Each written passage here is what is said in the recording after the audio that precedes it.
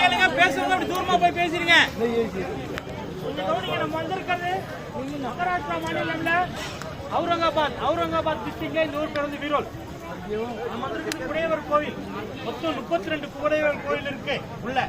அதாவது ஒரு மலையை முனைஞ்சுதான் குடையவர் கோவில். 3 விதமா பிரிச்சிருக்கிறாங்க.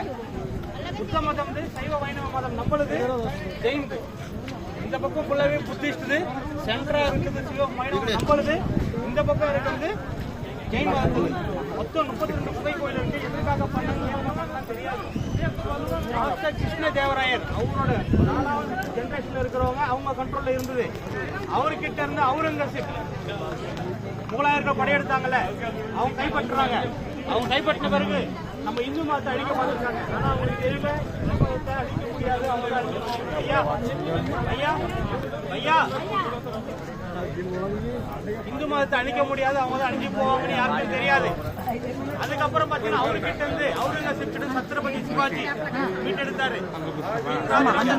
கோயில்களை கட்டியிருக்க முடியாது, சத்ரபதி சிவாஜில கோயில்களை பாதுகாத்திருக்க முடியாது. நம்ம தமிழ்நாடு சென்னைக்கு வந்து சத்ரபதி சிவாஜி தங்க வாழ பரிசா கொடுத்திருக்காரு. நீங்க போய் பார்க்கலாம். சரி, கோவில் வந்து எதற்காக கட்டினாங்க, ஏன் கட்டினாங்கன்னு தெரியாது. கேவ் நம்பர் 16 நம்ம இந்து மதத்துல இருக்கிற இது செதுக்கத்தை மொத்தம் 400 வருஷம் ஆச்சு. இயற்கைக்கு ஆப்போசிட்டா கட்டிருக்கிறாங்க.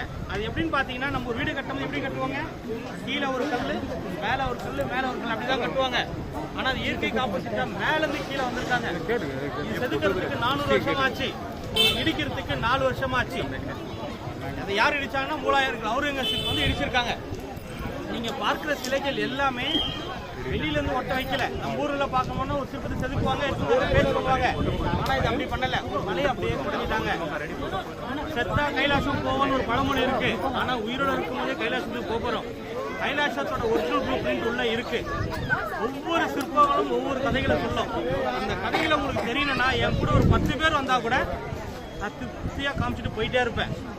சரிங்களா? ஏன்னா உள்ள வந்து தமிழ்நாடு கைடு அலோடு கிடையாது. அப்படி இருந்தும் ஓனா நம்ம ஒரு சில நம்ம ரெடி பண்ணி தான் கூப்பிட்டு போறோம். அங்க வந்து ஸ்டேடியில கூப்பிட்ட மாதிரி வாங்கலாம் கூப்பிட மாட்டேன். இன்ட்ரெஸ்ட் இருக்கிறவங்க என் கூட வந்து கதையை கேளுங்க. பேசிட்டு இருக்கும் போதே போட்டோ எடுத்துக்கங்க. அதுக்குன்னு தனியா கூட்டத்தை விட்டு எங்கேயும் தெரியாதுங்க. ஏன்னா இருக்கிற கதைகள் எல்லாமே இம்பார்ட்டன்ட் கதைகள், தெரிஞ்ச கதைகளும் அதெல்லாம் சிற்பமா உள்ள இருக்கு. சரி.